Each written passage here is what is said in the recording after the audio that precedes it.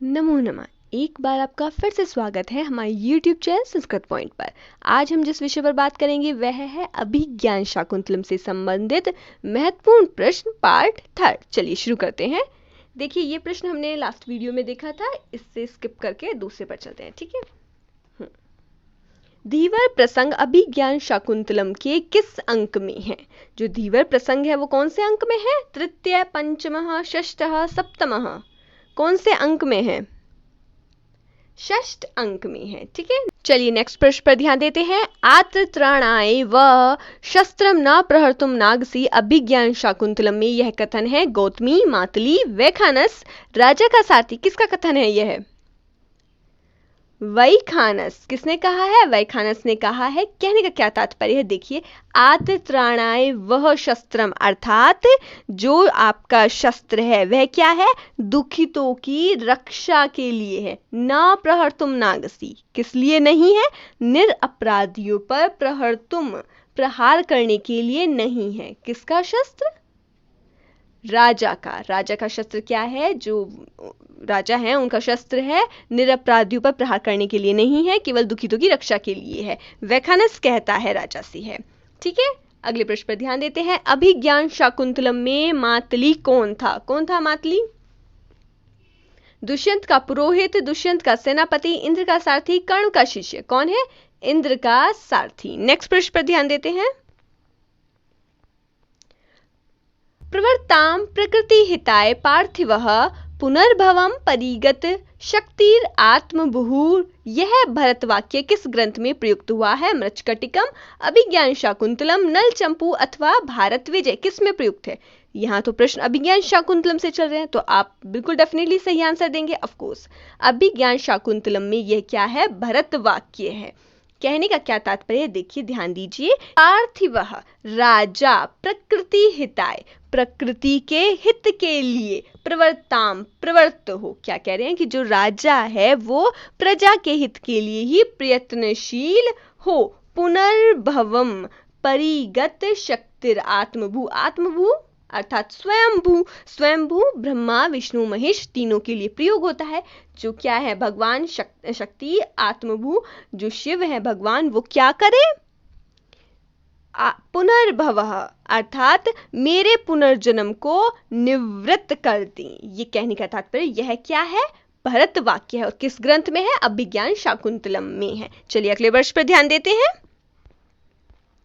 कालिदास किस राजा के आश्रयदाता कवि थे? चंद्रगुप्त, विक्रमादित्य, पुष्यमित्र, अशोक, स्कंदगुप्त। किसके हैं? चंद्रगुप्त, विक्रमादित्य। अगले प्रश्न पर ध्यान देते हैं।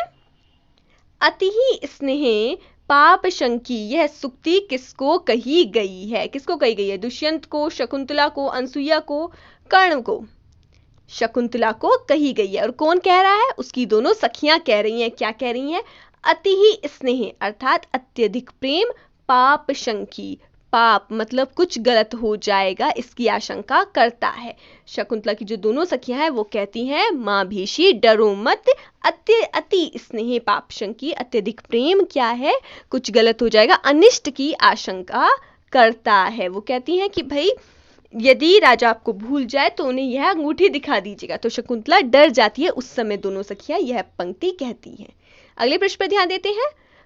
एक प्रसिद्ध नाटक में मधुकरिका कौन है?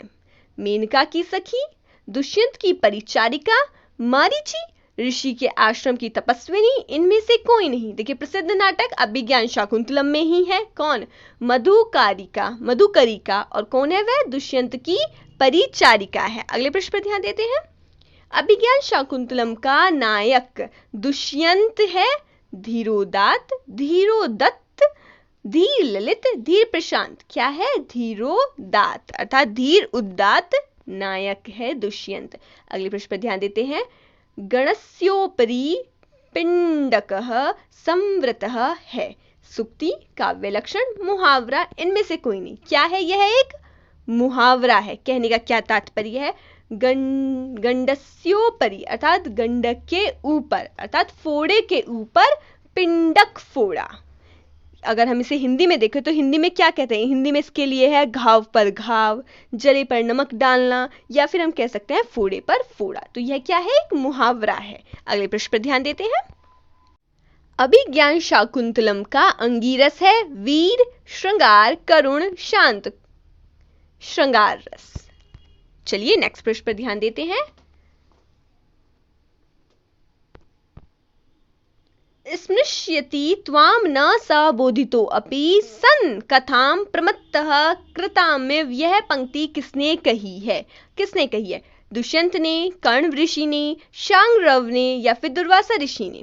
यदि आपने पिछली वीडियो देखी है तो आपको याद होगा किसने कही है, दुर्वासा ऋषि ने कही है। वो श्राप देते समय कहते हैं स्मृष्यति त्वाम न स, अर्थात स वह व्यक्ति तुमको, किसको, शकुंतला को याद दिलाए जाने पर भी स्मृष्यति स्मरण नहीं करेगा। किस प्रकार, जिस प्रकार किस प्रकार, जिस प्रकार प्रमत्त व्यक्ति पहले कही गई कथा, पहले कही गई बात को क्या है, भूल जाता है, उसी प्रकार दुष्यंत भी तुम्हें, मतलब वह व्यक्ति भी तुम्हें याद दिलाए जाने पर भी स्मरण नहीं करेगा। किसने कही थी यह बात? दुर्वासा ऋषि ने कही थी, एक श्राप के रूप में। चलिए अगले प्रश्न पर ध्यान देते हैं। पंचम अंक में वर्णित है ग्रीष्म ऋतु वर्णन, दुष्यंत का उल्लेख, गंधर्व विवाह, शकुंतला की विदाई का वर्णन, गौतमी का शकुंतला को लेकर महाराज दुष्यंत के राज दरबार में जाना, अथवा ऋषि मरीचि का आशीर्वाद एवं श्राप मुक्ति। पंचम अंक में क्या वर्णित है? गौतमी और जो कर्ण ऋषि के शिष्य हैं, इन तीनों का शकुंतला को लेकर के दुष्यंत के राज दरबार में जाना। ग्रीष्म ऋतु का वर्णन प्रथम अंक में है, गांधर्व विवाह और शकुंतला की विदाई का वर्णन चतुर्थ अंक में है, ऋषि मरीचि का आशीर्वाद एवं श्राप मुक्ति कौन से में है? अंतिम अंक में है, और अंतिम अंक कौन सा है? सप्तम अंक में है। ठीक है, इसका उत्तर कौन सा होगा? सी। अगले प्रश्न पर ध्यान देते हैं। अभिज्ञान शाकुंतलम में किस रीति का प्रयोग है? वैदर्भी, गौणी, पांचाली, लाटी। कौन सी रीति का प्रयोग है? वैदर्भी रीति का। यदि पूछा जाए महाकवि कालिदास किस रीति के कवि हैं, तो भी क्या आएगा उत्तर? वैदर्भी रीति। चलिए अगले प्रश्न पर ध्यान देते हैं। दुष्यंत की ये हरनीय यहाँ पे आएगा, मनोह स्थिति जानने के लिए मेनका ने अपनी किस सखी को भेजा था? उर्वशी को, रंभा को, सानुमति को, तिलोत्तमा को। किसको भेजा? सानुमति को भेजा था। अगले प्रश्न पर ध्यान देते हैं।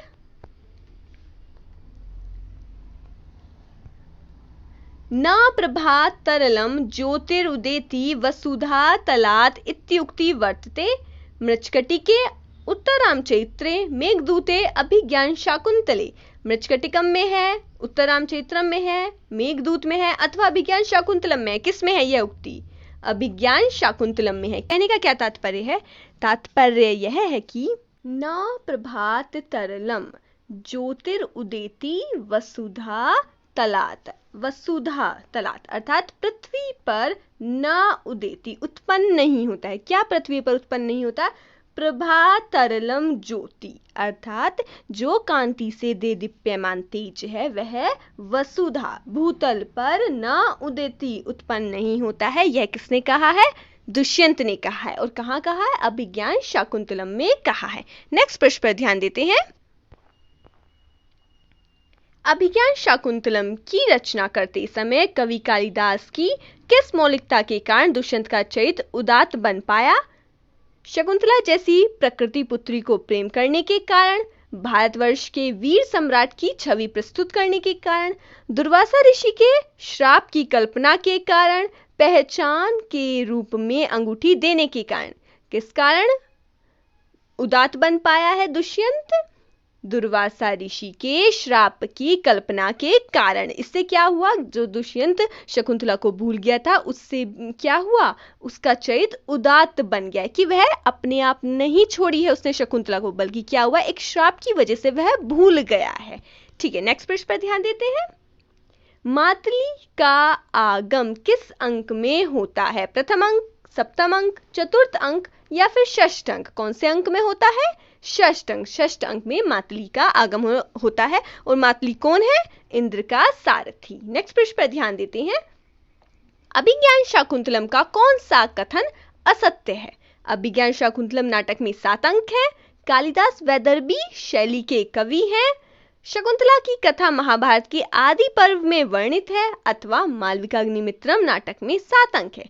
देखिए, शकुंतला जो अभिज्ञान शाकुंतलम है उसमें 7 अंक है, यह तो सत्य हो गया है।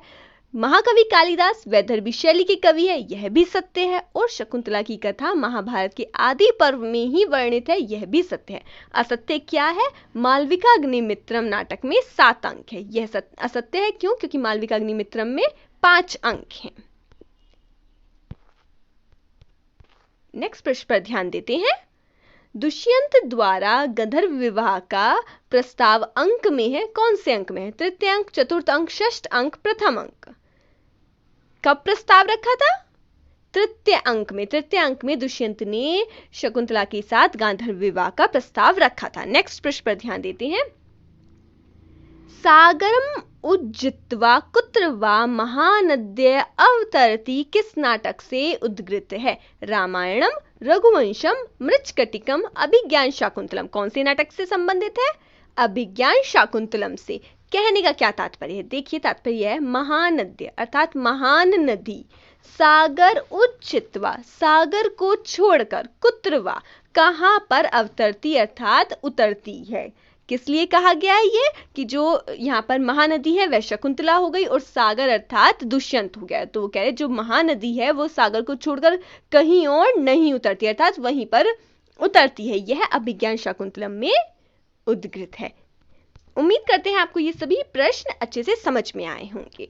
चलिए, कालिदास किस राजा के आश्रयदाता कवि थे? इस प्रश्न का जवाब आपको कमेंट बॉक्स में देना है। कोई भी शंका हो तो आप हमसे कमेंट बॉक्स में पूछ सकते हैं कोई भी प्रश्न। आपका दिन शुभ हो। हमसे जुड़ने के लिए आपका बहुत बहुत धन्यवाद।